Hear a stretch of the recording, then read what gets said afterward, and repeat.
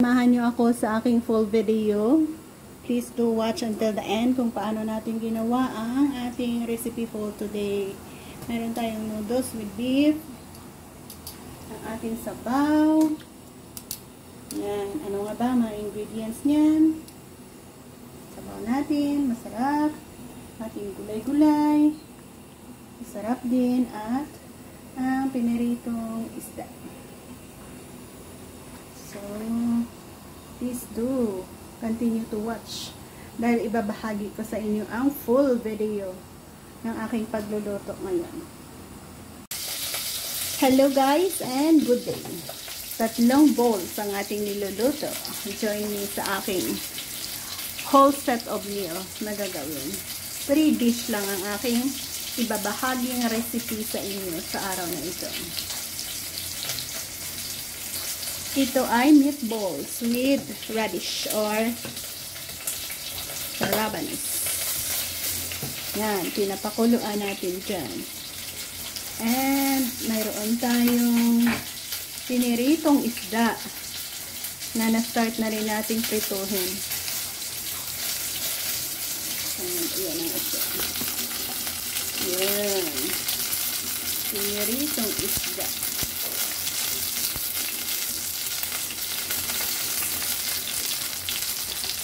Itong isda na pwede na bang baliktarin. Okay. Ganito.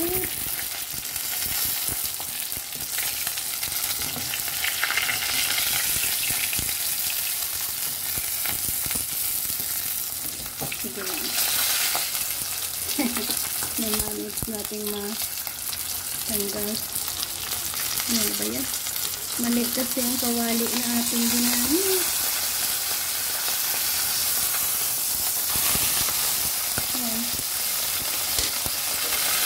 So next, besides sa isdang pinirito, sa meatballs na ating pinapakuluan dyan, mayroon tayong set of vegetables.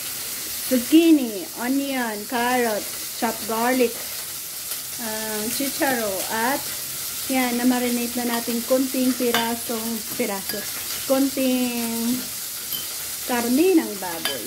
Na-marinate na natin sa oyster sauce, salt, and black pepper.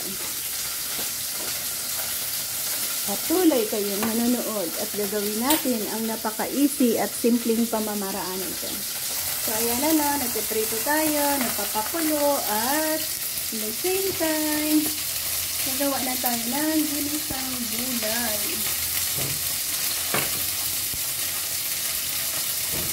Cooking oil.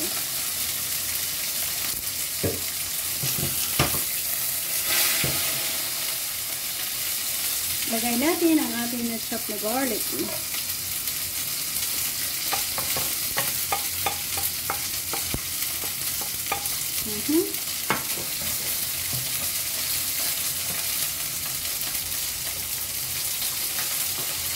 Yan, bumango na siya. Lagay natin ang ating marami pala ang ating onion sabay carrot.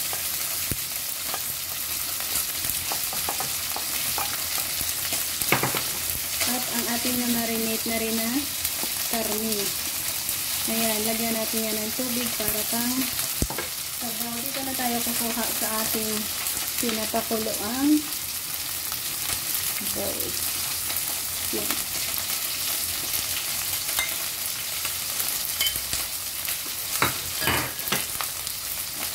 Masarap ang sabaw natin. Sarapan din natin ang gulay. Tatlo lang ang ating ginawa.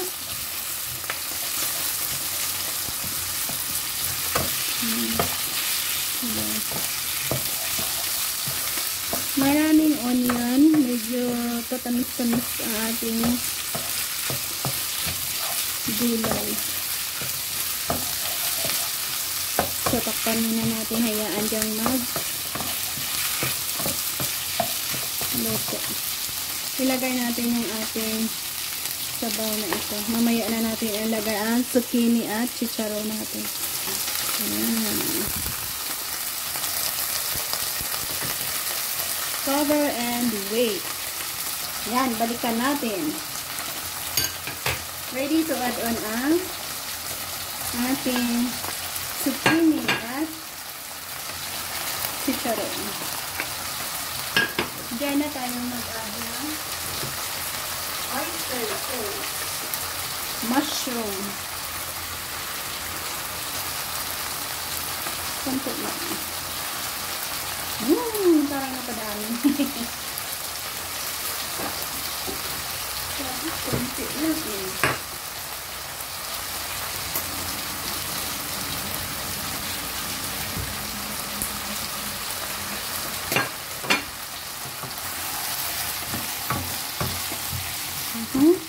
Takpan ulit natin and huwag natin i-overcook para crunchy pang ating chicharon. Mga 1 minute lang hanggang sa steaming cook. Cover. Diba napakalaki ang ating balls na yan? Hatiin natin yan sa 4. Ayan. Okay na.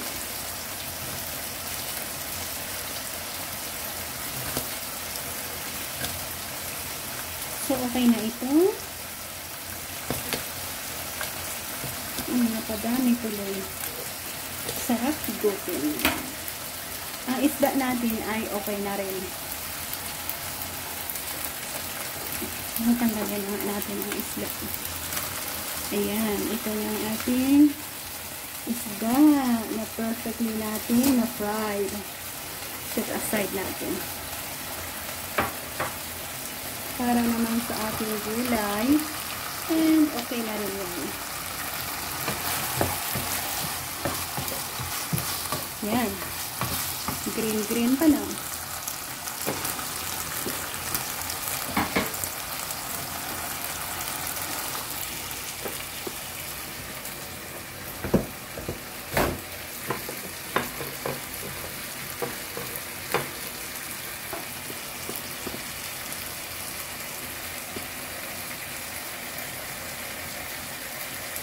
Diyan natin i-serve.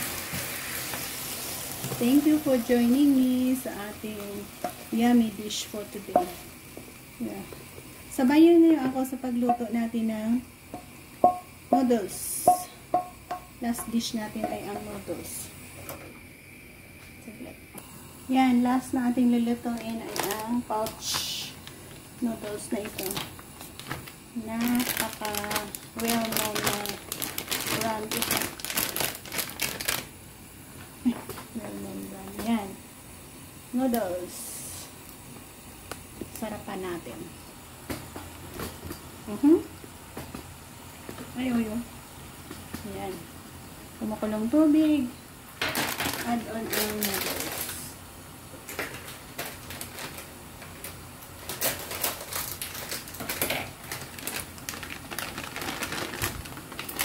Maluto ko, madami na yun.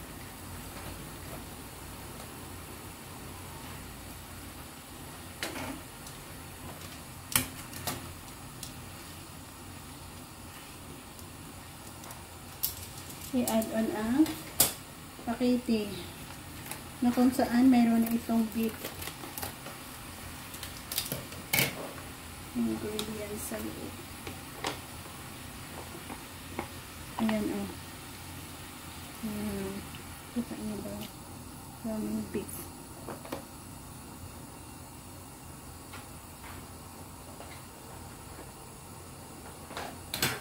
Sabawan kaya natin para makuha natin ang some of the ingredients na kumapit. Winter kasi dito sa amin kaya nagsisibo siya. Nagsisibo-sibo. Ang laki.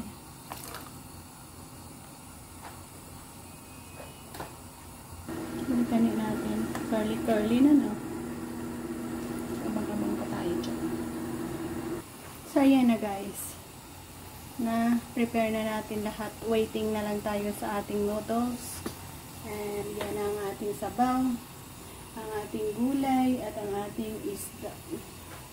So, thank you for joining me sa aking easy way of cooking na naman. God bless, keep us all safe, and mabuhay.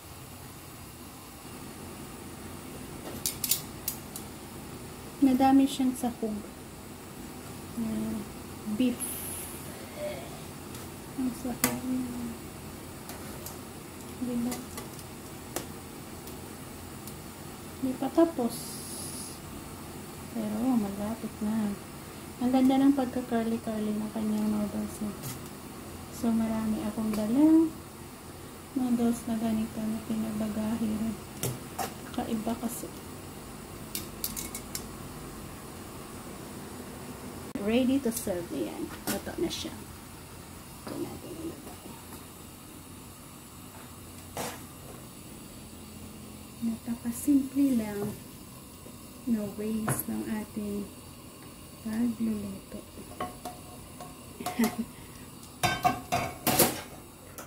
Thank you for joining. So, ito na siya bali. Diba? Masarap.